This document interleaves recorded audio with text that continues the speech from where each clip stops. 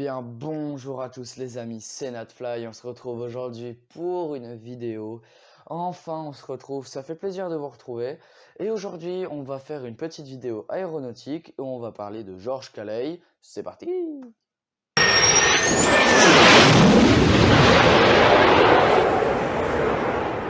Né le 27 décembre 1773 et mort le 15 décembre 1857, le physicien, ingénieur et politicien britannique Sir George Calais est un très grand pionnier de l'aviation car il est le premier à identifier les 4 forces qui sont impliquées dans le vol: la poussée, la traînée, la portance et le poids. Alors, la poussée, c'est la force qui va propulser un avion dans les airs. La traînée, c'est la force qui entrave le mouvement d'un avion.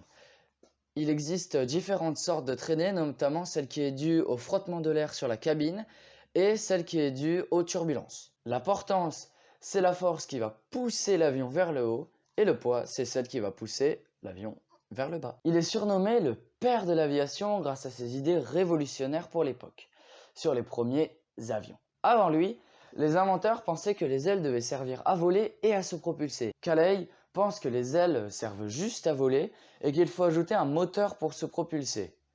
Il dessine des monoplans, des biplans, des triplans. Il est le premier à imaginer des profils aérodynamiques pour ses avions. Il propose d'utiliser des gouvernails pour monter, descendre et tourner. Calais fabrique un planeur grandeur nature. En 1853, son cocher s'élance d'une colline et glisse sur 200 mètres. Il est officiellement le premier homme à voler dans un planeur. Donc vous voyez en ce moment même sur votre écran des plans, des dessins, des schémas que Calais a effectués pour ses recherches. Donc si on résume, Calais c'est un Britannique, un pionnier de l'aviation qui a réussi à identifier 4 forces: la poussée, la traînée, la portance et le poids. Si, quand on construit un avion, l'une de ces forces est trop forte ou trop faible, c'est catastrophique. Imaginons un avion qui a un rapport poids-puissance trop élevé. Soit il est trop puissant, soit qu'il est trop lourd. S'il est trop lourd, il ne décollera pas. S'il est trop puissant, il décollera bien trop vite pour son poids. Et là, on a des chances de crash très fortes.